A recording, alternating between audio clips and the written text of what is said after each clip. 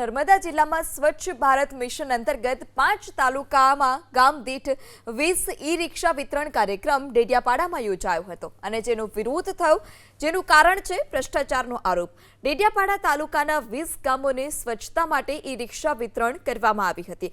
સાંસદ મનસુખ વસાવા અને ધારાસભ્ય ચૈતર વસાવા પણ કાર્યક્રમમાં ઉપસ્થિત રહ્યા, પણ તાલુકા પંચાયતના પ્રમુખ સંજય વસાવાએ 1 વર્ષ પણ ના ચાલે તેવી રિક્ષા અને નાની રિક્ષાનું 3.10 લાખનું બિલ મૂકી એજન્સી અને અધિકારીઓએ ભ્રષ્ટાચાર આચર્યાનો આરોપ લગાવ્યો અને ઈ-રિક્ષા લેવાની ના પાડી, જે બાદ સરપંચોએ પણ ઈ-રિક્ષા લેવાનો ઇનકાર કરતા કાર્યક્રમ અધવચ્ચે જ પૂર્ણ કરી દેવામાં આવ્યો હતો। અને આ બાબતે સાંસદ મનસુખ વસાવાએ જણાવ્યું કે સ્વચ્છ ભારત મિશન અંતર્ગત જિલ્લા ગ્રામ વિકાસ એજન્સીએ ખરીદી કરી 1 થી 2 લાખમાં રિક્ષાનું ઈ-રિક્ષાનું બિલ 3.10 લાખનું બિલ મૂકતા સીધા 1 લાખથી વધુ કમાઈ રહ્યા છે, જે ખોટું છે। ત્યારે ઈ-રિક્ષાની ખરીદીમાં ભ્રષ્ટાચાર અને રિક્ષા સારી ન હોવાથી સરપંચોએ લેવાનો ઇનકાર કરી દીધો।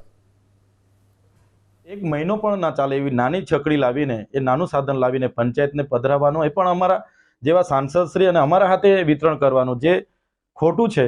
જે અમે વિતરણ કરીશું મહિનામાં બગડશે તો અમારા પર માછલા ધોવાય એવું છે। એટલે અમે આ ઈ-લોકાર્પણનો વિરોધ કરીએ છીએ અને આમાં આવનારા દિવસોમાં ફેરફાર થાય, પંચાયતને પૂછીને વાહન મૂકવામાં આવે એવી અમારી માંગણી છે। કોઈ પણ તપાસ કરે, કોઈ નિષ્ણાંત માણસોને કે 3 લાખનું છે, 3,10,000 આ છે, તો હું એનો ગુલામ થઈ જાઉં, પણ એ નથી। તો આદિવાસી એરિયાની અંદર આવું શા માટે?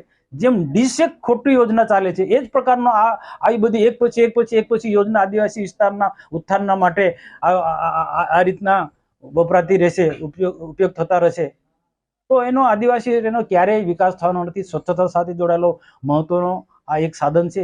આપો તો સારી ક્વોલિટીનો હોવું જોઈએ એવું મારું માનવું છે, અને હું મારા હાથે આવું તકલાદી સાધન લોકાર્પણ કરું એ મને યોગ્ય લાગતું નથી, એટલે મેં આનો બહિષ્કાર કર્યો છે।